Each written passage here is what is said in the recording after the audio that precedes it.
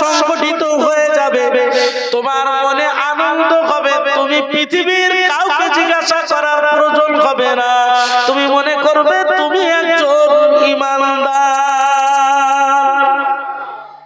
কি বললাম? ইজা সাররাতুকা হাসানাতুকা ফাআনতা মুমিনুন। ঈমান নিয়ে তো কবরে যেতে হবে, তাহলে আপনি জীবিত আছেন, আপনার তো আর ধারণা চলে না, আপনারটা আপনার জানতে হবে যে আপনি কি। তাহলে আমি কি সেটা জানতে গেলে আমি ঈমানদার নাকি? ঈমানদার হলে রাসূল বলেছেন যার দ্বারায় ভালো কাজ সংগঠিত হবে, মনে যদি আনন্দ পায় তাহলে সে একজন ঈমানদার। পৃথিবীর কারো জিজ্ঞাসা করার প্রয়োজন হবে না।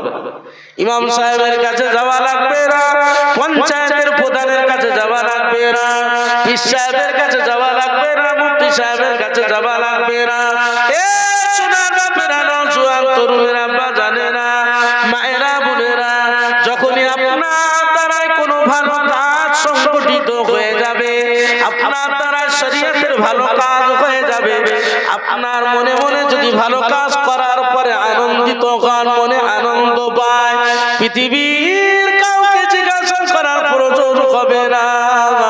রাসূল বলেছেন আপনি একজন ঈমানদার। জোরে বলুন সুবহানাল্লাহ।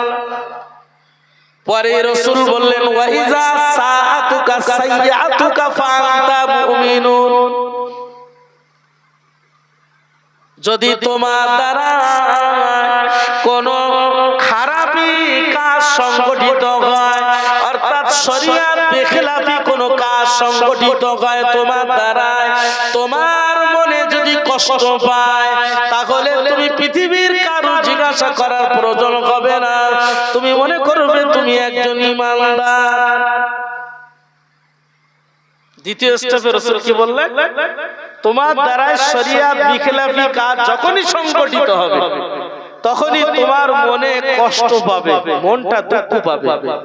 সাপোজ ধরুন এখন আজকের আপনারা এখানে এসে বসেছেন, এশার নামাজ হয়ে গেছে, হয়ে গেছে না? তো অনেক ভাই আছেন এশার নামাজ আমরা পড়িনি, তাহলে এটা শরীয়ত বেখিলাফি কাজ হয়েছে না শরীয়তের পক্ষ হয়েছে? এশার নামাজ আমাদের যাদের হয়নি, নিঃসন্দেহে আমরা শরীয়ত বেখিলাফি কাজ করে বসে আছি, তাই না? তাহলে আপনার মনে কষ্ট পাচ্ছে, দুঃখ পেয়েছে, রাসূল বললেন যদি শরীয়ত বেখিলাফি কাজ তোমাদের দ্বারা সংগঠিত হয়ে যায়, তখনই তোমার মনে কষ্ট পাবে, দুঃখ পাবে, তুমি একজন ঈমানদার। পৃথিবীর কারো জিজ্ঞাসা করার প্রয়োজন হবে না। সোনার বাপেরা, নওজোয়ান তরুণেরা, বাজানেরা, মায়েরা, বোনেরা, আমি দুটো পাঠ করে আপনাদের বোঝাতে চেয়েছি। রাসূল বলেছেন যখনই তোমার দ্বারা নাম্বার 1 ভালো কাজ সংগঠিত হয়ে যাবে, তুমি তোমার মনে মনে ভালো কাজ হবার পরে আনন্দ পাবে, তখন তুমি একজন ঈমানদার। তোমার দ্বারা শরীয়তের বেখিলাফি কাজ সংগঠিত হয়ে যাবে, তোমার মনে কষ্ট পাবে, তুমি একজন ঈমানদার। অনেক ভাই আমরা আছি র‍্যান্ডম শরীয়ত বেখিলাফি কাজ করছি, তথাপি একবারের জন্য আমাদের মনে কষ্ট হয় না। ঠিক বলছি না ভুল? র‍্যান্ডম শরীয়ত বেখিলাফি কাজ করে যাচ্ছে, কিন্তু একবারও মনে আমাদের আনন্দ হয় না, আপনার কষ্ট হয় না, কিন্তু এটা মনে হয় আজকের এশার নামাজ পড়িনি, ঠিক ফাঁকি মেরেছি। গানটা যা গেয়েছে না, সত্যি শোনার মতো। গান শোনাটা সওয়াবের কাজ না গুনার কাজ? একটু কথা বলুন। গুনার কাজ? তাহলে অনেক ভাই আছেন গান শুনে আনন্দ পায়, পায় না? পায় না? তাহলে তাকে আপনি কি বলবেন? ওয়াজ আজকে বাড়ি নিয়ে যেতে হবে বাবা। অনেক ইয়ং জেনারেশন ভাইয়েরা বসেছে, খুব ভালো লাগছে, ওয়াজ বহু শুনেছে। আজকের ওয়াজটা একটু ভিন্ন ধরনের, হাদিস কোরআন দিয়ে এবং এই সাবজেক্টের উপরে, মওতের বিষয়, ইসালে সওয়াব হচ্ছে, ইসালে সওয়াবের উপরেই আজকের জলসা হচ্ছে। আপনাদের অসুবিধা আছে? সমস্যা নেই তো? অনেক ভাই ভাবছেন তাই তো টান দেয় না, কোনো ঘটনা বলে না, এরকম ভাবছেন হয়তো, কিন্তু ঘটনার থেকে এটা বেশি আপনার প্রয়োজন। কথা বুঝেছেন? আপনি যে একজন মুসলমান ঘরের জন্ম নিয়েছেন, মুসলমান হিসাবে আপনার এটা আগে প্রয়োজন। এ সোনার বাপেরা, নওজোয়ান তরুণেরা, আব্বা জানেরা, মায়েরা, বোনেরা, অনেক মা আছে নামাজ ফরজ হয়ে গেছে, পর্দা করা ফরজ হয়ে গেছে, ওই মা জননীরা কি দুঃখ পেয়েছে? না না না না না না না, আজকের আল্লাহর বিধানটা, পর্দাটা আমার দ্বারাই লঙ্ঘন হয়ে গেছে, পর্দাটা আমি আজকের ছেড়ে দিয়েছি, অতএব হারাম কাজ করেছি। ওই মা কি দুঃখিত হয়েছে? যদি দুঃখিত না হয়, রাসূল বলেছেন যে মানুষটা তারা খারাপ কাজ সংগঠিত হয়ে যাবে, ওই মানুষটা হৃদয়ে কলবে দুঃখিত হবে, তাহলে সে একজন ঈমানদার। ভাই, ইসলাম জাহানের দ্বিতীয় খলিফা, যার নাম হযরত উমর ফারুক রাদিয়াল্লাহু তাআলা আনহু, নাম শুনেছেন তো? হযরত উমর ফারুক রাদিয়াল্লাহু তাআলা আনহু, তিনি একটা রাত্রে ঘুমিয়ে পড়েছেন, ফজরের ওয়াক্ত হয়ে গেছে, হুজুরের ঘুম ভাঙেনি। ভাই, কোন দিকে মন এদিক ওদিকে করলে হবে না, আমি খুব গুরুত্বপূর্ণ কথাগুলো আপনাদের বলছি। হযরত উমর ফারুক রাদিয়াল্লাহু তাআলা আনহু যেই ঘুম ভেঙেছে, উনি দেখলেন পূর্ব দিকের আকাশে সূর্য উঠে গেছে। হযরত উমর ফারুক রাদিয়াল্লাহু আনহু তাড়াতাড়ি করে উঠে পড়েছেন, উঠে বাইরে কাজায়ে হাজাতটা সেরেছেন, পেশাব বাথরুম ইস্তেঞ্জা সেরে উনি তাড়াতাড়ি ওযু করে ফরজের নামাজটা আদায় করেছেন। আদায় করার পরে সারা দিন ধরে হৃদয়টা মলিন। আল্লাহ, ও আল্লাহ পাক, আপনার আসমান নামীয় ছাদের তলায় আমি ওমর বসবাস করি। ও রব্বুল আলামিন আল্লাহ পাক, আপনার দেওয়া শ্বাস নিঃশ্বাস আমি গ্রহণ করি। ও রব্বুল আলামিন আল্লাহ পাক, আপনার দেওয়া বিধান ফজরের নামাজ আমি ওমর সঠিক সময়ে পড়তে পারি না।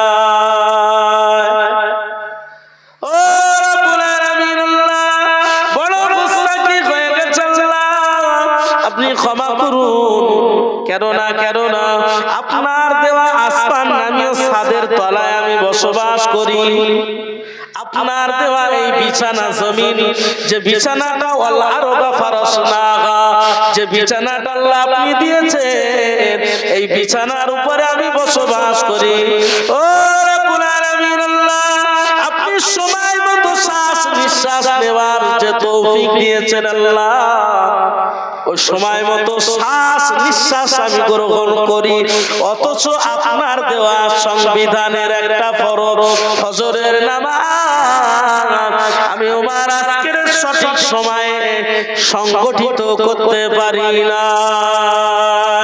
সারাদিন ধরে হযরত উমর ফারুক রাদিয়াল্লাহু আনহু রোনাজারি করে কেঁদে কেঁদে যারে যা মনটা সারাদিন ধরে ভারাক্রান্ত, হৃদয়টা খারাপ। হযরত ওমর ফারুক রাদিয়াল্লাহু আনহু আজকের মাগরিবের নামাজ পড়ে, কিছু সময় পরে যখন ইশার ওয়াক্ত এসে যায়, কম বেশি 45 মিনিট, মাগরিবের নামাজের 45 মিনিট পরে ইশার ওয়াক্ত আসে। এই 45 মিনিট পার হয়ে, মানে আউয়াল ওয়াক্ত, ইশার আউয়াল ওয়াক্ত এসেছে, হযরত উমর ফারুক রাদিয়াল্লাহু আনহু গত দিনের তুলনায় আজকে সকাল সকাল খাওয়া দাওয়া করে নিয়েছে। খাওয়া দাওয়া করে সকাল সকাল আজকে শুয়ে পড়েছে, কারণ গতকালের মতো আজকের যেন ফজরের নামাজটা কাজা না হয়, ফজরের নামাজে যেন আমি উঠতে পারি, তাই সকাল সকাল উনি শুয়ে পড়েছেন। হযরত ওমর ফারুক রাদিয়াল্লাহু আনহু যখনই দেখলেন ফজরের ওয়াক্তের সময় এসে গেছে, কে যেন আওয়াজ দিয়ে ডাকতে লেগেছে, ও ইসলাম জাহানের দ্বিতীয় খলিফা, ও আমিরুল মুমিনিন, খলিফাতুল মুসলিমিন,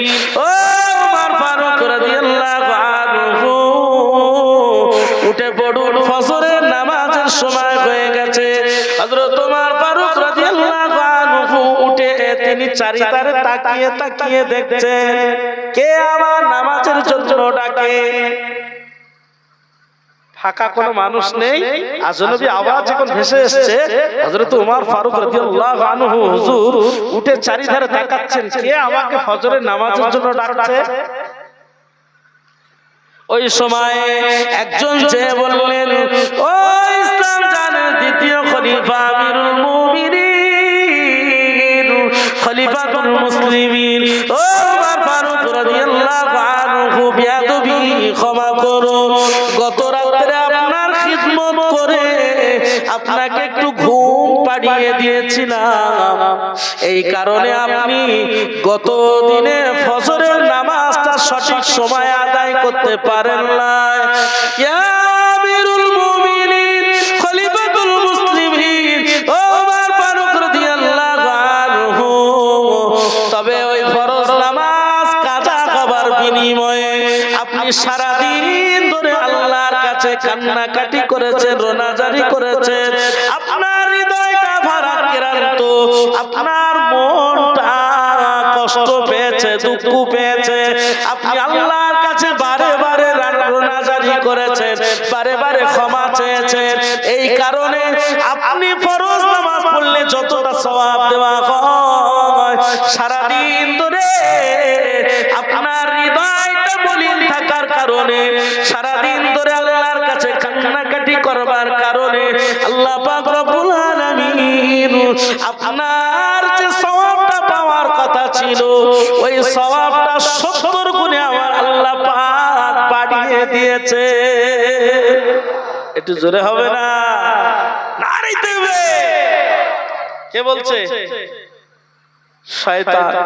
হযরত ওমর ফারুক রাদিয়াল্লাহু আনহু বলছে, তোর কাজ তো নামাজের বাধা দেওয়া, যারা নামাজ না পড়বে তাদেরকে সহযোগিতা করা তোর কাজ, নামাজ পড়ার জন্য আহ্বান করা এটা তো তোর কাজ না, তুই ডাকছিস কেন? হুজুর গতকাল আপনাকে একটু খিদমত করে ঘুম পাড়িয়ে দিয়েছি, আপনি যে নামাজ পড়তে পারেননি সঠিক সময়, ফজরের নামাজটা ছেড়ে গেছে, সারাদিন ধরে আপনি হৃদয়টা ভারাক্রান্ত, শুধু আল্লাহর কাছে কান্নাকাটি করেছেন। আল্লাহ তোমার দেওয়া শ্বাস নিঃশ্বাস আমি গ্রহণ করি, আল্লাহ তোমার দেওয়া আসমানের নিচে বসবাস করি, আল্লাহ তোমার দেওয়া জমিনের উপরে আমি বসবাস করি। ও রব্বুল আলামিন, আল্লাহ আমি যে আপনার দেওয়া সংবিধানের আমি সংবিধান পরিপূর্ণতা ভাবে মানতে পারি না, এই কারণে আপনি আমাকে ক্ষমা করুন। সারাদিন আপনি যে রোনাজারি করেছেন, আসল নামাজ পড়লে যতটা সওয়াব হয় তার থেকে আল্লাহ কান্নাকাটি করবার বিনিময়ে আল্লাহ ওই সওয়াবটা 70 গুণে বাড়িয়ে দিয়েছে। তাই আজকে আপনাকে ডেকে দিচ্ছি যাতে আপনি ওই 70 গুণ এক্সট্রা না পান, আসল যেটা সেটা পান, যেন 70 গুণ যেটা এক্সট্রা ওটা যেন আপনি না পান, আসলে আসলে পান। তার মানে কি বোঝা গেল? আপনি যখনই শয়তানকে ঝাপটা দেবেন, শয়তানকে যখনই শরিয়াতের দাওয়াই দিয়ে ঝাপটা দেবেন, তখনই আল্লাহ পাক রব্বুল আলামিন আপনার ওই সওয়াবটা দ্বিগুণ থেকে শতগুণ করে দেবেন। জোরে বলুন সুবহানাল্লাহ। আর শয়তান ঝাপটা খায়, তাই শয়তান বলছে আজকে ডেকে দিচ্ছে, আপনি আসলে আসলে যা পান তাই পান, বেশি এক্সট্রা পাওয়ার দরকার নেই। কথা বুঝেছেন? এ সোনার বাপেরা, নওজোয়ান তরুণেরা, বাজানেরা, অনেক ছেলে এখানে আজকে বসেছে, আজকে তো মৌতের আমরা ভয় করি না, মৌতের ভয় আমাদের হৃদয় অন্তরকাল থেকে উঠে গেছে বাবু, আর আমরা মৌতের ভয় করি না। মৌতের আমাদের আর ভয় নেই, একেবারে আমরা শেষ প্রান্তে পোল্ট্রির মুরগির মতো হয়ে গেছে। পোল্ট্রির মুরগি আপনাদের দিকে আছে? আচ্ছা বাবু, সকালবেলা আপনাদের এই পাশে বাজার কি আছে? এটা আপনাদের আঙ্গারিয়া আসতে গেলে একটা বাজার পড়ে না? কি বাজার? যে এই বড় যে বাজারটা ফেলে আসলাম, হ্যাঁ উত্তর বিল বাজার। তো উত্তর বিল বাজারে সকালবেলা যে ভাইটা মুরগি বিক্রি করে, পোল্ট্রির মুরগি বিক্রি করেন, তো ওই ভাইয়ের যে খাঁচা আছে, ওই খাঁচায় গিয়ে দেখবেন প্রথমে যিনি যাবে যে ওখানে 10-20টা পোল্ট্রির মুরগি সংরক্ষিত করা আছে না? আচ্ছা বলুন, ওই যে পোল্ট্রির মুরগির যে দরজাটা আছে, দরজাটা খুললেন, ওই ভাই আপনি গোশত আনতে গেছেন, দরজাটা খুলে ওই ভাই একটা পোল্ট্রির মুরগি খাঁচার থেকে বার করেছে। বার করার পরে ওকে জবো করেছে, ওর খালগুলো ছাড়িয়েছে এবং পিস পিস করে কেটেছে। 20টা মুরগির ভিতরে একটা নিয়েছে, আছে কটা? 19টা। এখন এই প্রথম মুরগিটার যে খাল ছাড়ানো হলো, পিস পিস করে কাটা হলো, বাকি 19টা মুরগি দেখেছে না দেখেন? এই যে ঘরের ভিতরে পোল্ট্রির মুরগিটা রাখা হয়েছে, ওই ঘরের দরজাটা খোলা আছে। তাহলে এই 19টা মুরগি দেখে যে আমাকেও ধরে এরপরে আমার পালা আসবে, আমাকেও ধরে জবো করবে, খাল ছাড়াবে এবং পিচ পিচ করে কাটবে, ওদের সে ভয় অন্তরে আছে? এই দেখ, ভয় যদি থাকে তাহলে ও তো পালাতো। মুরগির খাঁচা তো খোলা আছে। আমাদের দশাটা ঠিক এরকম হয়ে গেছে, আমরা পোল্ট্রির মুরগি হয়ে গেছে। কথা কি বোঝাতে পেরেছি আপনাকে? মানে আমরা যে পোল্ট্রির মুরগি হয়ে গেছি তার উদাহরণ, জ্বলন্ত প্রমাণ আপনার বাজারে গেলে, পোল্ট্রির দোকানে গিয়ে আপনি সেটা অনুভব করতে পারবেন। ও দেখতে পাচ্ছে এরপরে আমার পালা আসছে, তাও ও খাঁচা থেকে পালাতে পারছে না। ঠিক আমাদের দশাটা এরকম হয়ে গেছে। দাদু মারা গেছে, আব্বা জান চলে গেছে, এবারে ভাই চলে গেছে, এবারে আমাকেও চলে যেতে হবে। তথাপিও আমরা এখনো মৌতের ভয় করি না। করি? মৌতের ভয় যদি করতাম, এই আঙারিয়া গ্রামের মসজিদটা কানায় কানায় পরিপূর্ণ হয়ে যেত, ঠিক না ভুল? এ সোনার বাপেরা, নওজোয়ান তরুণেরা, বাজানেরা, মায়েরা, বোনেরা, নবী ঈসা আলাইহিস সালাতু ওয়াস সালামের নাম শুনেছেন না শুনেন না? নবী ঈসা আমাদের নবী, আগের নবী, নবী ঈসা আলাইহিস সালাতু ওয়াস সালাম, আল্লাহ যাকে একটা মুজিজা দিয়েছিলেন, নবী ঈসা আলাইহিস সালাতু ওয়াস সালাম, তিনি কবরে দাঁড়িয়ে দাঁড়িয়ে আল্লাহর হুকুমে আল্লাহর কাছে যদি চাইতেন, আল্লাহ এই মুর্দাকে আপনি জ্যান্ত করে দেন, আল্লাহর হুকুমে কবরের মুর্দাটা জীবিত অবস্থায় কবর থেকে দাঁড়িয়ে যেত। জরুর নবী ঈসা আলাইহিস সালাতু ওয়াস সালাম এমন করে নিজের গ্রাম পরিত্যাগ করে অপর প্রান্ত গ্রামের দিকে একটু রওনা হয়েছেন। যেতে যেতে রাস্তার একটি কবরস্থান নজরে পড়ে গেল। ওই কবরস্থানের পাশে নবী ঈসা আলাইহিস সালাতু ওয়াস সালাম দেখতে পেলেন একজন বুড়ি মহিলা ওই কবরে দাঁড়িয়ে দাঁড়িয়ে কাঁদতে লেগেছে।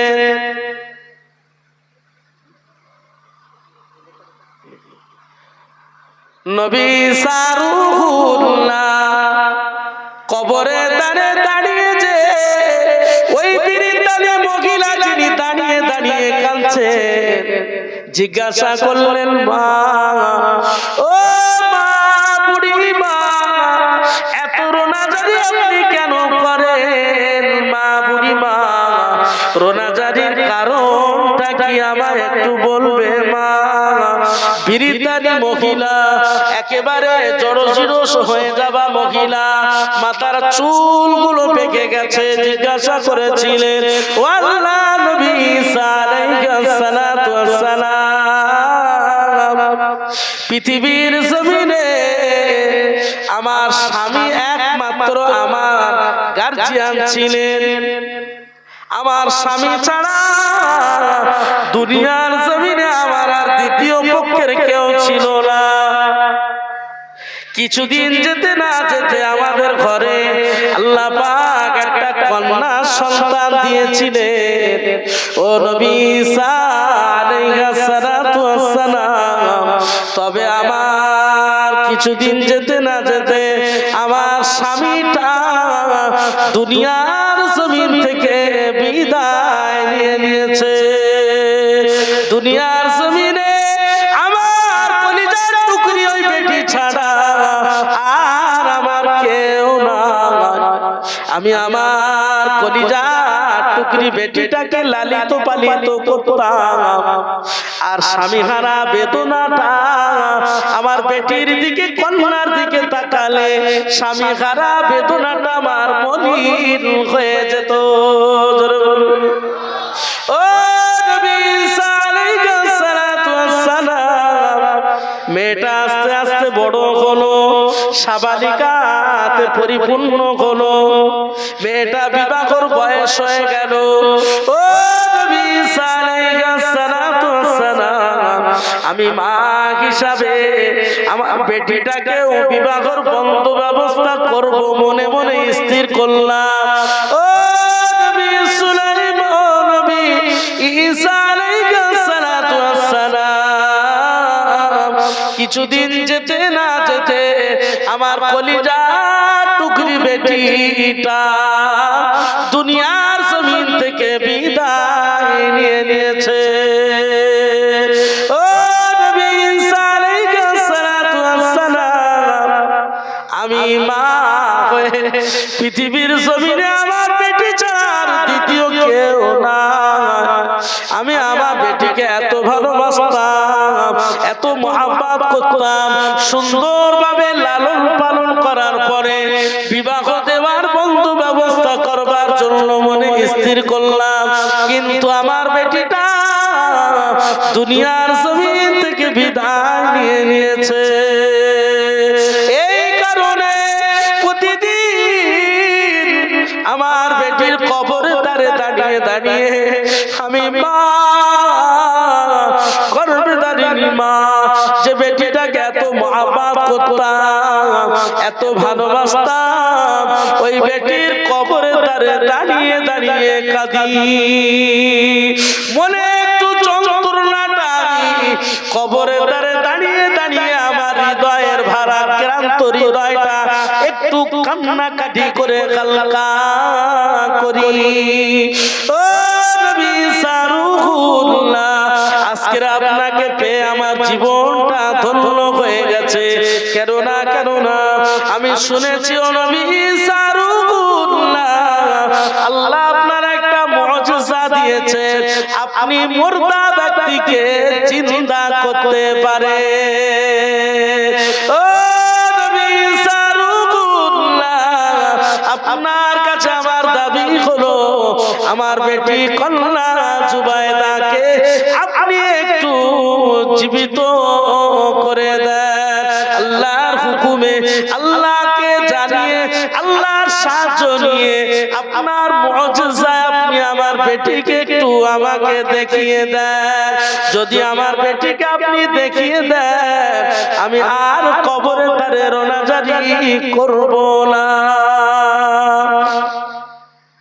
নবী ঈসা রূহুল্লাহ বললেন, মা যদি আপনার বেটি জীবিত অবস্থায় দাঁড়িয়ে আপনাকে সাক্ষাৎ দেখা দেয় তাহলে আপনি আর রোনাজারি করবেন না, কথা দিচ্ছেন? বলে, হ্যাঁ আল্লাহ নবী ও ঈসা রূহুল্লাহ, আমি কথা দিচ্ছি আমি আর জীবনে কোনোদিন বেটির কবরের ধারে দাঁড়িয়ে কাঁদবো না। আল্লাহ নবী ঈসা রূহুল্লাহ আল্লাহর দরবারে দুটি হাত উঠিয়ে রোনাজারি করতে লাগলেন। ও রব্বুল আলামিন আল্লাহ পাক, ও রব্বুল আলামিন আল্লাহ পাক, আপনার এই বিরিত বান্দি তার মনের তামান্না, তার মনের ইরাদা যদি তার বেটিটা একবার দেখতে পায় সে আর কবরে তারে দাঁড়িয়ে রোনাজারি করবে না। আল্লাহ আপনার দয়ার কারিশমা, আপনার রহমতের দরিয়ায় জোশ মেরে আল্লাহ আপনার কারিশমায় এই বিরিদানি মহিলার কন্যা বেটিকে আপনি একটু হায়াত দিয়ে দেন। বলার সঙ্গে সঙ্গে ওই বিরিদানি মহিলার কলিজার টুকরি বেটিটা কবর থেকে খাড়া হয়ে দাঁড়িয়ে গেছে। যেই কবর থেকে জীবিত ওই নওজোয়ান তরুণী দাঁড়িয়ে গেছে, বিরিদানি মহিলা ঝরঝর করে তখনও কাঁদছে। আল্লাহ নবী ঈসা রূহুল্লাহ জিজ্ঞাসা করলেন, ও মা মহিলা মা, ও বিরিদানি মহিলা মা, আপনি তো কথা দিয়েছেন আপনি আর রোনাজারি করবেন না, আপনি আর কান্নাকাটি করবেন না, এখনো আপনি কাঁদছেন কেন মা? বিরিদানি মহিলাটা ওই সময়ে বলেছিলেন, আল্লাহ নবী ঈসা রূহুল্লাহ কিছুদিন আগে, কয়েক বছর আগে আমার কলিজার টুকরি বেটিটা যখন মারা যায়, সে তখন একেবারে ইয়ং ছিল, যুবতী কন্যা ছিল, তার মাথার চুলগুলো কেশগুলো কালো ছিল। আল্লাহ নবী ঈসা রূহুল্লাহ আজকের আল্লাহর হুকুমে আমার বেটিকে আপনি জীবিত করেছেন, কিন্তু দেখুন তার মাথার কেশগুলো সব সাদা হয়ে গেছে। আমি মা বুড়ি হয়ে গেছি বলে চুল পেকে গেছে, কিন্তু আমার বেটি কন্যা আজকের সে জীবিত অবস্থায় দুনিয়া থেকে যখন বিদায় নিয়েছে, মাথার কেশ চুলগুলো সব কালো, কবর থেকে যেই উঠেছে তার কেশ চুলগুলো সব সাদা।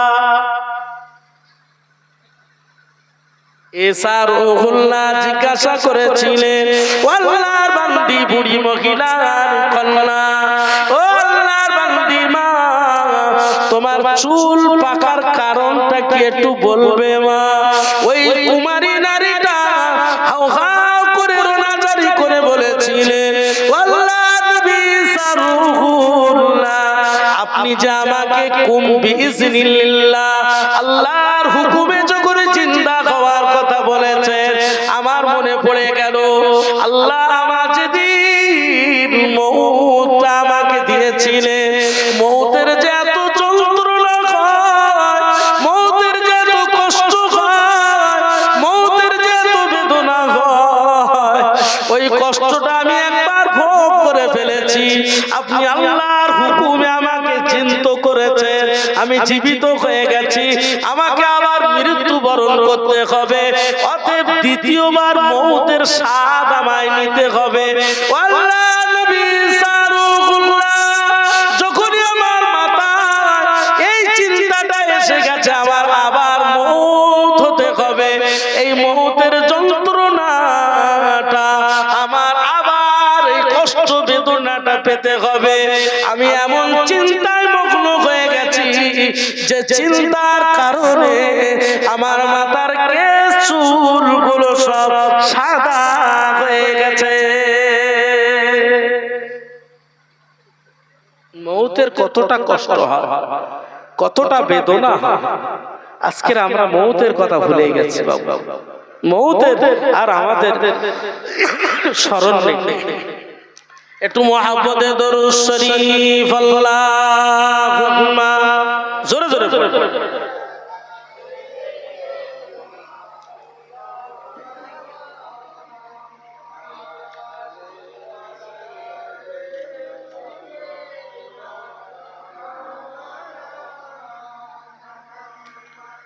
ওই মদিনার মিনারে কে হাকে আজান, ওই মদিনার মিনারে কে হাকে আজান, মুক্তি সব সাবা, মুক্তি সব সাবা, নবীজি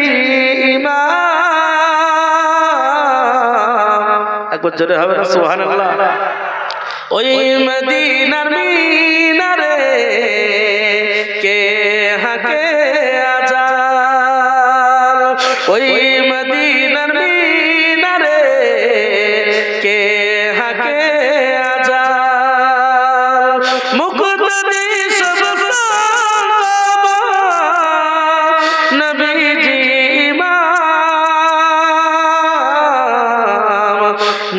বিজি মা মা ফাতেমা নামাজে মা ফাতেমা নামাজে কাঁদে ইমাম হাসান মা ফাতেমা নামাজে কাঁদে ইমাম হাসান দোলনা দোলায় মালেকা কাঁদে না ইমাম জোরে হবে না দোলনা দোলায় মালেকা কাঁদে না ইমাম ওই মদিনার মিনারে কে হাকে আজান আল্লাহুম্মা সাল্লি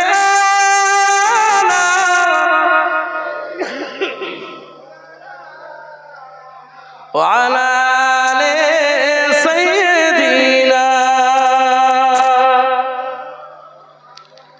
আমার সোনার বাপেরা নওজোয়ান তরুণের আব্বা জানেরা মৌতের আমাদের আর ভয় নাই যদি মৌতের ভয় থাকতো আমাদের তাহলে আমাদের জীবনটা অটোমেটিক পরিবর্তন হতো ঠিক বলছি না মৌতের যদি ভয় থাকতো আমরা আর শরিয়ত বেখেলাফি কাজ করতাম বাবু করতাম র‍্যান্ডম শরিয়ত বেখেলাফি কাজ করছি মনে কোনো দুঃখ নেই কষ্ট নেই বলছিলাম তো মনে আছে বাবু তাহলে গোড়ায় একবার বলেছিলাম মারা গেলে শর্ত হলো কি নিয়ে যেতে হবে ঈমান ঈমান নিয়ে কবরে যেতে হবে তাহলে আপনার আমার ছেলে যদি কোলখানি করে সবরসানি করে ইসালে সওয়াব করে মানুষকে খাইয়ে মিলাদুন নবী জলসা কায়েম করে যদি সবরসানি করে এই সওয়াবটা তার রূহ পাকে বখশিশ হবে শর্ত হলো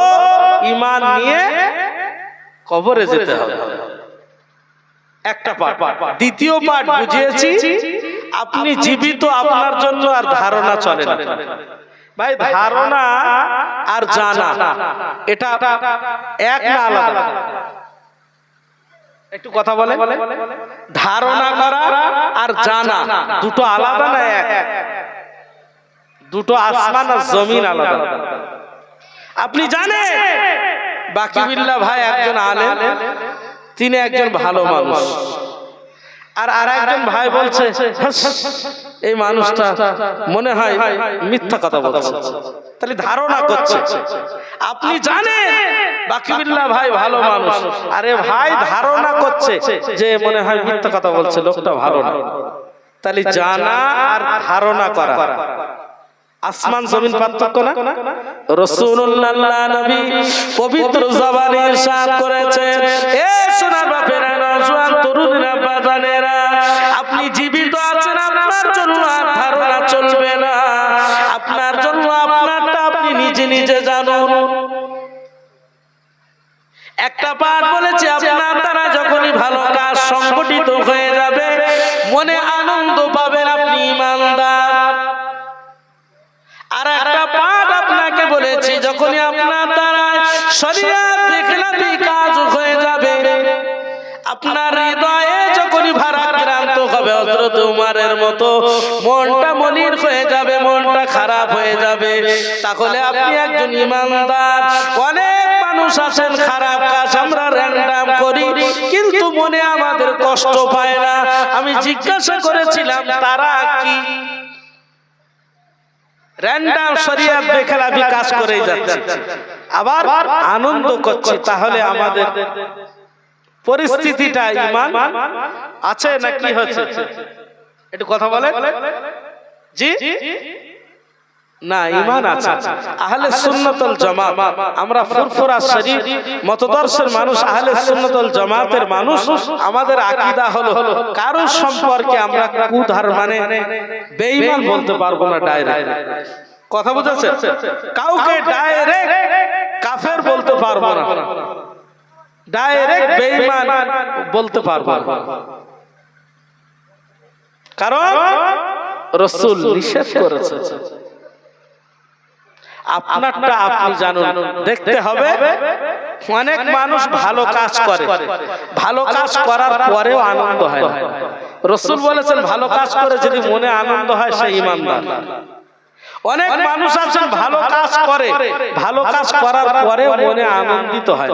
ভাই সাপোজ ধরুন আপনাদের আঙারিয়া গ্রামে মসজিদ নির্মাণ হবে, বড় করা হবে।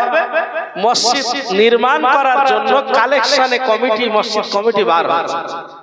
একজন ভাইয়ের কাছে এসেছে যে ভাই আমরা তো এবারে মসজিদ দুতলা ছাদ দেব, তো আমরা তোমার কাছে এসেছি, তুমি কিছু অর্থ আমাদের দান করো। তা আপনার সাধ্য মতো আপনি 500 টাকা দিয়েছেন। ছেলেদের হাতে, কমিটি ছেলেদের কাছে 500 টাকা দিয়েছে। কমিটি ভাইয়েরা বলছেন ভাই আপনার কাছে আমরা আশা করে এসেছিলাম, অন্তত 1000 টাকা দেন, যদি না দেন আমরা তাড়াতাড়ি এত বড় কাজ কি করে সংগঠিত করব, কি করে এই কাজটা পরিপূর্ণ করব। আপনার মতো মানুষ যদি না দেয়, ছেলেদের এটা আবদার, কমিটি ভাইদের এটা আবদার, জোর করছে না, একটু আবদার করছে। তা আপনি বললেন ভাই আমার এবারে দেওয়ার মতো সেরকম দেখছি না, তবে পরে যদি পারি চেষ্টা করে কিছু বেশি পরে দেব। কিন্তু ছেলেরা একেবারে আবদার না ছোট, বলছে আপনার মতো মানুষ যদি না দেয় তাহলে এই কাজটা কি করে আগাবে। মানে জোর করাতে আপনি দেখছেন ছেলেরা একেবারে না ছোট, আপনি খুব কষ্ট করে আরো 200 টাকা ওদের আবদার হিসাবে আপনি দেখলেন যে বারবার যখন বলছে তো 200 টাকা আপনি দিয়েছেন। ভাই প্রথমে যে আপনি বিনা এতে 500 টাকা দিয়েছিলেন, আপনার মনে একটা একরকম ফিলিংস করছিল, আনন্দ হচ্ছিল, যাক মসজিদের জন্য 500 টাকা দিতে পেরেছি, মনে একরকম আলাদা একটা ফিলিংস হচ্ছিল, আনন্দ হচ্ছিল। যখন জোর করে এরা বাইপাসার জোর করে আবদার করে 200 টাকা যখন দিয়েছে, তখন কি আর আগের মতো সেই আনন্দ আছে? এক নম্বর। দ্বিতীয় নম্বর, বৈশাখ মাস, চৈত্র মাস, বৈশাখ মাস, প্রখর রৌদ্র, মসজিদে জুমার দিনে নামাজ পড়তে গেছে, ইলেকট্রিক কারেন্ট চলে গেছে। ওই ভাইরা যেরকম বলছিল পাখাটা বন্ধ হয়ে গেছে, যেরকম বলছিল না, ঠিক তদ্রূপ আপনারও মিশাল এসে গেছে, ঠিক তদ্রূপ ইলেকট্রিক চলে গেছে জুমার দিনে। ভদ্রলোক সুতের জামা পরেছে, সব ঘেমে একেবারে নাস্তে নাবুদ হয়ে গেছে, জামা টামা ভিজে গেছে। নামাজ পড়ে বাইরে বেরিয়ে এইভাবে কি নামাজ পড়া যায়? আচ্ছা বলুন, যদি প্রকৃত একজন ঈমানদার হতো তাহলে তিনি কি বলতেন? কষ্ট হোক যাই হোক, আল্লাহ অশেষ মেহেরবানিতে মানে জুমার নামাজটা পরিপূর্ণ আদায় করতে পেরেছি, আলহামদুলিল্লাহ, এটাই বলার। তার একজন প্রকৃত ঈমানদার, তার মুখে কথাটাই শোভা পেত।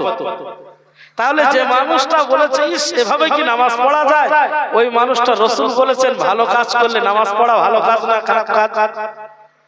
রাসূল বললেন যে ভালো কাজ করে মনে আনন্দ হবে তিনি ঈমানদার, তাই তো বলেছি তাকে। তাহলে এই মানুষটা কি বলবেন? যিনি নামাজ পড়েছেন, নামাজ পড়ার পরে তিনি প্রকৃত যেভাবে আনন্দ পাওয়ার দরকার সেভাবে আনন্দ পায়নি, তাহলে এই মানুষটাকে কি বলবেন? তার মানে ঈমান আছে কিন্তু পরিপূর্ণ ঈমান, যেমন কচু পাতার উপরে পানি দিলে পানিটা টলমল অবস্থায় থাকে, পরিপূর্ণতা যদি ঈমান থাকতো তাহলে ওই মানুষটা ও কথা বলতো না। ধরুন আপনি আপনার এই আঙারিয়া অথবা আপনাদের এখানে বাস স্ট্যান্ড থেকে কলিকাতায় যাবেন, একটা বাস ধরেছে, কি আরামবাগে যাবেন, বাস ধরেছে। এখন বাসে উঠার পরে দেখছেন আপনি একজন নামাজি মানুষ, 5 ওয়াক্ত নামাজ পড়েন, গায়ে জুব্বা আছে, মুখে দাড়ি আছে, মাথায় টুপি আছে, বাসে উঠে দেখছেন যে ওখানে 26 ইঞ্চি চালু হয়ে গেছে, ড্যান্স হাঙ্গামা হচ্ছে। বাসের যে ইয়ং ছেলেরা আছে ওরা দেখছে কি মজা, 2 in 1, মানে টাকা দিয়ে টিকিট কেটেছে, আরামবাগে যাওয়া হবে, আবার যেতে যেতে নাচ গান এটাও শোনা হবে, আপনার মনে আনন্দ হচ্ছে, আপনি খুশ মেজাজে আছেন। কিন্তু একজন নামাজি প্রকৃত আল্লাহওয়ালা খোদাভীরু মানুষ, তার মন হৃদয়টা পুরো ভারাক্রান্ত। কেন? আমি টাকা দিয়ে টিকিট কেটেছি, আরামবাগে যাব, ও রব্বুল আলামিন আল্লাহ পাক, এই যে নাচ গান চলছে এটা তো আমি চাই নাই, এটা হচ্ছে মানে আমার কানে আওয়াজ আসছে মানে আমি গুনাহগার। তাই মনটা মলিন করে, একেবারে ভারাক্রান্ত হৃদয় নিয়ে মনটা মলিন করে বাসের ভিতরে জড়সড় হয়ে বসে আছে। তার মানে উনি একজন ঈমানদার। খারাপ কাজ মনে ব্যথা পেয়েছে, উনি একজন ঈমানদার। এ সোনার বাপেরা, মায়েরা, বোনেরা, অনেক মা আছে এখনো পর্যন্ত, অনেক মায়েরা বোনেরা, ও মা জননী মা, এশার নামাজ পড়ে না, সিরিয়াল নিয়ে পাগল পাগলি হয়ে যায়। ও মায়েরা বোনেরা, এখনো পর্যন্ত অনেক মা আছে নামাজ পড়ে না, তারা গান বাজনা নিয়ে, নাটক নিয়ে, সিনেমা নিয়ে তারা পাগল পাগলি হয়ে যায়। এবারে বলুন, ওই মায়েদের মনটা কি একবারও খারাপ হয়েছে?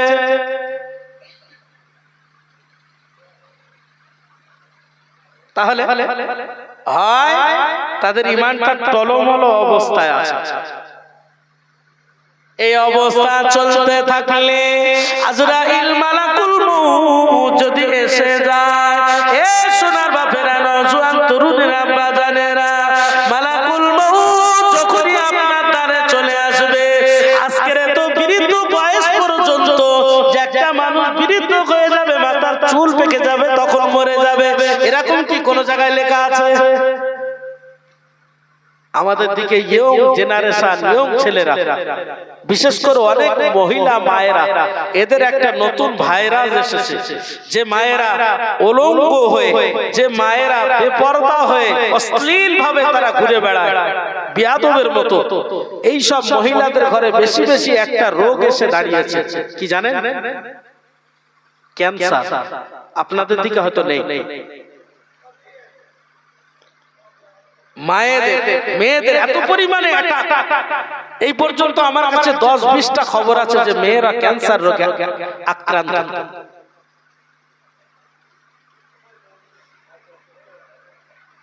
শরিয়াত বেখেলাপি চলবে, কোরআনের পরোয়া করবেন না।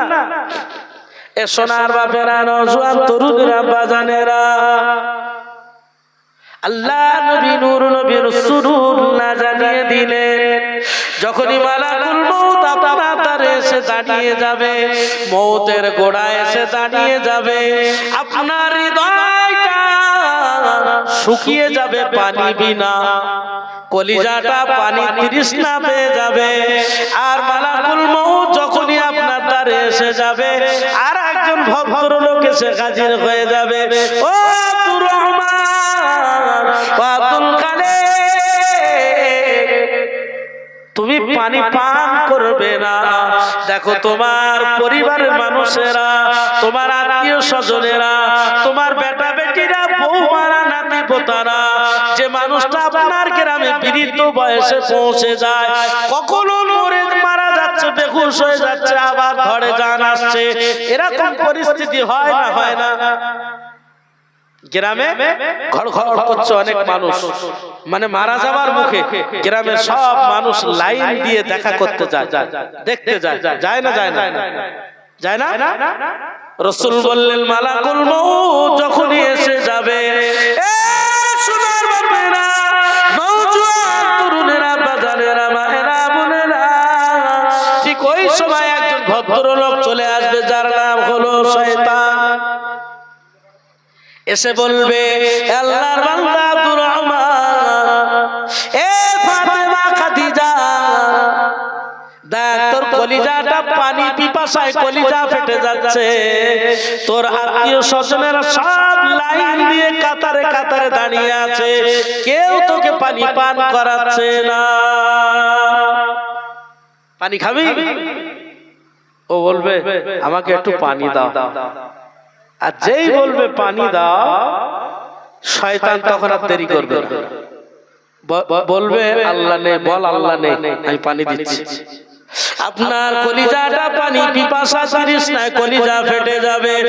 এ সোনার বাপেরা, নওজোয়ান তরুণেরা, বাজানেরা, ঈমান যদি টলমল থাকে, ইয়ং জেনারেশন, ইয়ং ভাইরা, আমার সোনার বাপেরা, এ সোনার ভাইরা, তোমাদের জন্য এই ওষুধটা দাওয়াটা দিয়ে গেলাম, ক্যান্সার রোগ থেকে বেঁচে যাবে।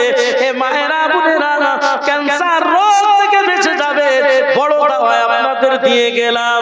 এ সোনার বাপেরা, নওজোয়ান তরুণেরা, বাজানেরা, আল্লাহর নবী বলেছেন যখনই ওই মানুষটা দুনিয়ার জমিনে রাস্তা ধারে ফাংশন শুনেছে, গান বাজনা শুনেছে, নামাজ পড়ে নাই, শরীয়তের ধার ধারে নাই, নিজের ইচ্ছা মতো শয়তান যে রাস্তায় গেলে খুশি হয়, ওই ছেলেটা শয়তানের রাস্তা অবলম্বন করেছে। শয়তান যে রাস্তায় গেলে শয়তান খুশি হয়ে যাবে, ওই ছেলেটা ওই রাস্তার প্রতীক হয়েছে। এতদিন যে শয়তানের সাথে বন্ধুত্ব করেছে, আর আজকের বিছানায় মৌতের শয্যায় শায়িত হয়ে আজকের কি সে একেবারে ডাইরেক্ট আল্লাহর ওলি হয়ে বলবে না তুই শয়তান? বলতে পারবে? বাবু, কথায় আছে যার সাথে যার ভাব তার পাছা দেখলেও না, যার সাথে যার ভাব তার পাছা দেখলেও না। এতদিন যে শয়তানের সাথে ভাব করেছে, মহব্বত করেছে, নামাজ না পড়াটা শয়তানের খুশি করা না শয়তানকে রাজি করা? বাবু, খুশি করা না? শরিয়াতে হারাম খাওয়াটা শয়তানের বিরোধী কাজ না শয়তান খুশি করা কাজ? এ সোনার বাপেরা, নওজোয়ান তরুণেরা, বাজানেরা, মায়েরা, বোনেরা, যদি আপনার ইমানে টলমল অবস্থায় অবস্থান হয়ে থাকে, এ বাপেরা, নওজোয়ান তরুণেরা, বাজানেরা, ঠিক ইন দা মিন টাইম, এমন সময় ওই মালাকুল মউত যখন আপনার ঘাড়ে এসে যাবে, কখনো ঘর থেকে জান চলে যাবে, ঘড়ঘড় ঘড়ঘড় করছেন, পানি পিপাসা লেগেছে, কলিজাটা ফেটে যাবে, ঠিক ওই সময়ে শয়তান বলবে তুই বল আল্লাহ নাই। রাসূল বলেছেন যখনই সে বলবে পানি পান করবার জন্য, বলবে আল্লাহ নাই, বলার সঙ্গে সঙ্গে শয়তান দাঁড়িয়ে দাঁড়িয়ে পেশাব ফিরে দেবে। আরে শয়তানের বন্ধুটা শয়তানের পেশাবকে পান করতে করতে দুনিয়া থেকে জাহান্নামী হয়ে বিদায় নিয়ে নেবে। বলুন নাউজুবিল্লাহ। যারা আল্লাহ ওয়ালা হবে, মুত্তাকি হবে, পরেজগার হবে, মউতের শয্যায় তারাও শায়িত হয়ে যাবে। আর মালাকুল মউত ঘাড়ে গর্দানের কাছে এসে যাবে, তারও পানি পিপাসায় কলিজাটা ফেটে যাবে। ভালো লোকেরও পিপাসা লাগবে, খারাপ লোকেরও পিপাসা লাগবে, দুজনারই লাগবে। আমি যেরকম দুটো পাঠ ওদিকে করেছি না, ইমানদার বুঝতে যে ইমানদার কারা, এখানেও দুটো পাঠ, মানে পানি শয়তান সকলের কাছে আসবে, ভালো মানুষের কাছেও আসবে আর খারাপ মানুষের কাছেও আসবে। যিনি আল্লাহ ওয়ালা মুত্তাকি হয়ে যাবে, পরেজগার হয়ে যাবে, তাকে যখন শয়তান বলবে এ আব্দুর রহমান, এ আব্দুল খালেক, এ আয়েশা, এ খাদিজা, এ সুমাইয়া, তুমি মউতের শয্যায় শায়িত হয়ে গেছো, মরণ তোমায় নিশ্চিত এখনই ঘিরে ফেলবে, তোমার কলিজাটা ফেটে যাচ্ছে পানি বিনা, তুমি কি পানি পান করবে নাকি? যিনি আল্লাহ ওয়ালা হয়ে যাবে, ও মা জননী মা, তিনিও বলবেন আমি পানি পান করব। পানি পান করবার কথা বলার সঙ্গে সঙ্গে শয়তান বলবে এ সুবাইদা, রুকাইয়া, তুমি যদি পানি পান করতে চাও বলো আল্লাহ নাই। যিনি ধার্মিকা মা হয়ে যাবে, যিনি ইমানদার আব্বা হয়ে যাবে, যিনি ইমানদার মুসলমান ভাই হয়ে যাবে, রাসূলের সেনা হয়ে যাবে, ইমাম হাসান হুসাইনের বন্ধু সেজে যাবে, সে বুঝতে পেরে যাবে আর অন্য কেউ নয়, এ হলো শয়তান। ওই সময় ইমানদারটা বলবে এ শয়তান, তুই যে আমাকে বললি বল আল্লাহ নাই, আমি কখনোই তোকে বলবো না আল্লাহ নাই। না না শয়তান, বেরিয়ে যা, বেরিয়ে যা, আমি তোর পেশাব গ্রহণ করব না। একটু জোরে হবে না? যিনি ইমানদার হয়ে যাবে, যিনি আল্লাহ ওয়ালা হয়ে যাবে, যখনই শয়তানকে থাকিয়ে দেবে, শয়তান আলোচনা বলছি না হয়ে আর কদাকার কালো মুশরিক হয়ে লাঠি খেয়ে পালাবে। এই বান্দাটা ঈমান হালাতে তার মউতটা হয়ে যাবে। জোরে হবে না? গোড়ায় বলেছিলাম যে বান্দা কবরে চলে যাবে, মউত হয়ে যাবে যদি ঈমান নিয়ে কবরে যেতে পারে। কি নিয়ে? ঈমান নিয়ে কবরে চলে যেতে পারে। এ সোনার বাপেরা, এ নওজোয়ান তরুণেরা, বাজানেরা, ভুল আমায় বুঝবেন না। রাসূলুল্লাহর একজন সাহাবা যার নামটা আমি পরে বলবো, এই রাসূলুল্লাহর সাহাবাটা দুনিয়া থেকে বিদায় নিলেন। যেমনি দুনিয়া থেকে বিদায় নিয়েছেন, মওত হয়ে গেছে। রাসূলুল্লাহর সাহাবাটা মওত হয়ে যাবার সঙ্গে সঙ্গে জমিনটা প্রকম্পিত আওয়াজ হয়ে কেঁপে উঠেছিল। একবার জোরে হবে না?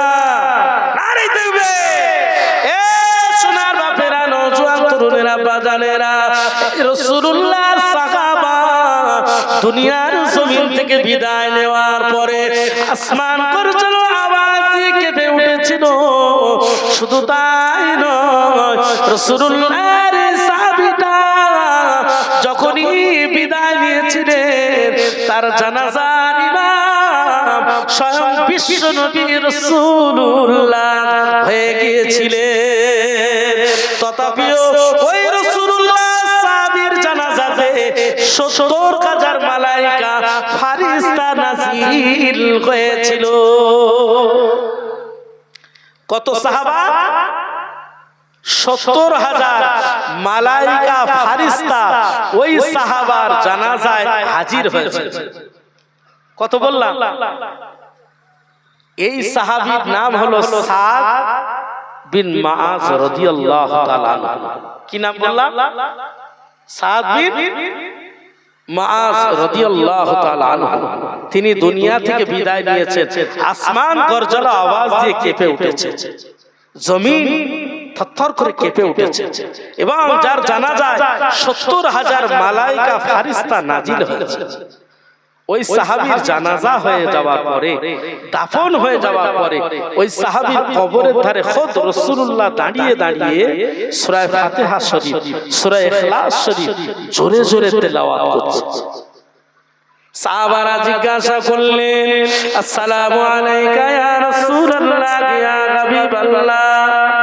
হুজুর যে সাহাবী সাদ ইবনে মুআজ মারা যাবার পরে আসমান কেঁপে উঠেছে, জমিন কেঁপে উঠেছে, যার জানাজাতে ৭০,০০০ মালায়েকা ফারিস্তা নাজিল হয়েছে, অথচ সাদ ইবনে মুআজের কবরে তারে দাঁড়িয়ে দাঁড়িয়ে আপনি জোরে জোরে সূরা ফাতিহা শরীফ, ইখলাস শরীফ, দরুদ শরীফ কেন পড়তে লেগেছেন?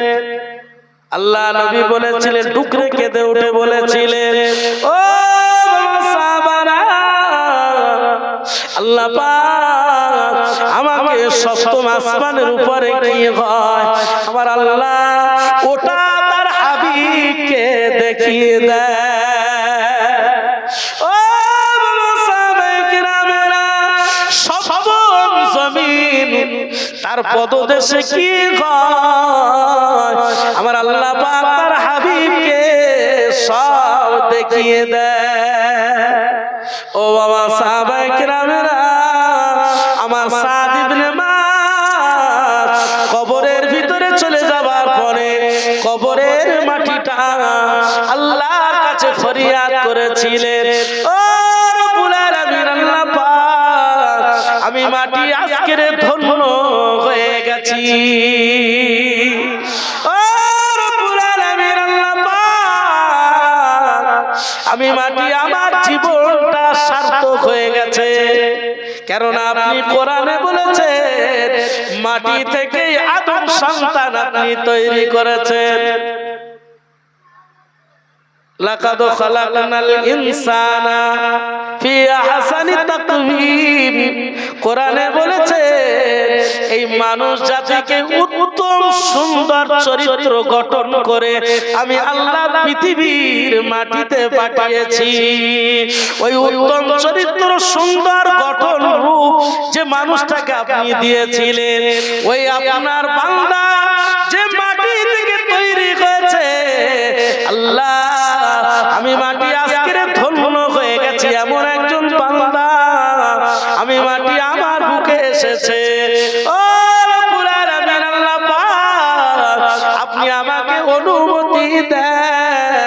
আল্লাহ আমি একটু আপনার এই বান্দা যিনি আপনার পেয়ারা হয়ে গেছে, মাহবুব হয়ে গেছে, আমি মাটি আমার জীবনটা ধন্য হয়ে গেছে, আপনি যদি একটু অনুমতি দেন আপনার ওই বান্দার সাথে আমি একটু মুআনেকা করতে চাই। মুআনেকা বোঝেন তো বাবু? ঈদের দিনে আপনারা সব সালাম দিয়ে মুসাফা করে একটু কোলাকুলি করেন না? এটা কি সুন্নাহ? যে মুআনেকা করেন, কোলাকুলি একবার একা ধোকা একটু অন্তরের হৃদয়ের সাথে আপনি একটু মিলিয়ে নেন, মানে আপনার ভাইয়ের সাথে আপনার সম্পর্কটা সুমধুর হয়ে যায়, ঠিক না ভুল? এই কারণে আপনি মুসাফাহা করেন। রাসূল বললেন এই মুসাফা করলে একজন মুসলমান আর একজন মুসলমানের সাথে সুসম্পর্ক সংগঠিত হয় এবং ভালোবাসাটা বৃদ্ধি পায়। জোরে বলুন। মাটি আল্লাহর কাছে আরজু করেছে, আল্লাহ আমি মাটি আপনার এই বান্দা সাদ ইবনে মুআজ এত বড় দরজা সে লাভ করেছে, আমি মাটি আমার জীবন ধন্য হয়ে গেছে, আল্লাহ আপনি যদি অনুমতি দেন আমি মাটি সাদ ইবনে মুআজের সাথে একটু মুআনেকা মিলতে চাই। জোরে বলুন। ও রব্বুল আলামিন, আল্লাহ নবী আবার মুস্কে হেসে ফেললেন। রাসূলুল্লাহ সাহাবায়ে কিরামেরা জিজ্ঞাসা করলেন, ইয়া রাসূলুল্লাহ গে, ইয়া হাবিবাল্লাহ, হুজুর আপনি আবার মুস্কে কেন হাসলেন? আল্লাহর নবী বলেছিলেন, ও বাবা সাহাবায়ে কিরামেরা, আমি দেখতে পেলাম সাদ ইবনে মুআজের কবরের মাটিটা প্রশস্ত হয়ে গেছে। যত দূর নজর চলে যায়, দৃষ্টিটা চলে যায়, তত দূর পর্যন্ত কবরের মাটিটা বড় হয়ে গেছে। জোরে বলবেন না? মুফতি আযম মেসলা হুজুর পীর কিবলা রাহমাতুল্লাহ আলাইহি ফুরফুরার জমিনে দাঁড়িয়ে আশিক রাসূল ছোট হুজুর পীর কিবলা রাহমাতুল্লাহ আলাইহি তানার ওফাতের দিনে যেমন আপনাদের গ্রামে এই বাবু যিনি মারা গেছেন কিনা মমিন আলী সাহেব, তিনি বিদায় নিয়ে চলে গেছেন, তার রূহের মাগফিরাত উদ্দেশ্য করে এতটা মানুষ আপনারা একত্রিত হয়েছে, তাই না?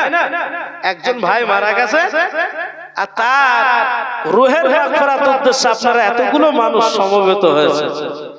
ছোট হুজুর পীর কিবলা রাহমাতুল্লাহ আলাইহি যখন ইন্তেকাল করলেন, তার কলেমা খানির মজলিসে দাঁড়িয়ে দাঁড়িয়ে মুফতি আযম মেসলা হুজুর পীর কিবলা রাহমাতুল্লাহ আলাইহি এই হাদিসটা বলেছিলেন, খাযাল্লাযী তাহাররাকা লাহুল আরশ ওয়া ফুতিহাতিস সামাউ লাম্মা দুম্মা দুম্মাতান সুম্মা ফুররিজা আনহু আও কামা ক্বাল। যে সাদ ইবনে মুআজের হাদিসটা আমি বললাম, এই হাদিসটা মেসলা হুজুর পীর কিবলা রাহমাতুল্লাহ আলাইহি বলার পরে বলেছিলেন, ও বাংলার মুজাদ্দিদে জামান, ও বাংলা দাদা হুজুরের ভক্ত অনুগামীরা, ও সিলসিলার পাগলেরা, যদি মারা যেতে হয়, যদি মরতে হয়, আমার ছোট ভাই জুলফিকার আলীর মতো হয়ে মারা যায়। আমি আবু জাফর আমার ছোট ভাইয়ের কবরে দাঁড়িয়ে দাঁড়িয়ে তালকিন করে দেখেছি, আমার ছোট ভাইয়ের মাজারের মাটিটা সংকীর্ণ হয়ে গেছিল, ছোট হয়ে গেছে। আমি আবু জাফর ভয় পেয়ে গিয়েছিলাম। অনেক সময় দাঁড়িয়ে দাঁড়িয়ে আমি সূরা তেলাওয়াত করছিলাম, অনেক সময় দাঁড়িয়ে দাঁড়িয়ে কোরআন তেলাওয়াত করছিলাম। আল্লাহর কারিশমায় আমি আবু জাফর, আল্লাহ আমাকে দেখালেন আমার ছোট ভাইয়ের কবরটা প্রশস্ত হয়ে গেছে। আমি আবু জাফর দেখতে পেলাম নজরটা যত দূরে চলে যায়, এত দূর পর্যন্ত আমার ছোট ভাইয়ের কবরের মাটিটা দূরে সরে গেছে। যদি মরতেই হয় আমার ছোট ভাইয়ের মতো হয়ে মরে যাও। এ সোনার বাপেরা, নওজোয়ান তরুণেরা, বাজানেরা, যদি মরতে হয় কোরআন সুন্নাহর উপরে মরে যান, অর্থাৎ আপনি ঈমান নিয়ে কবরে যান, আপনার জীবনটা ধন্য হয়ে যাবে।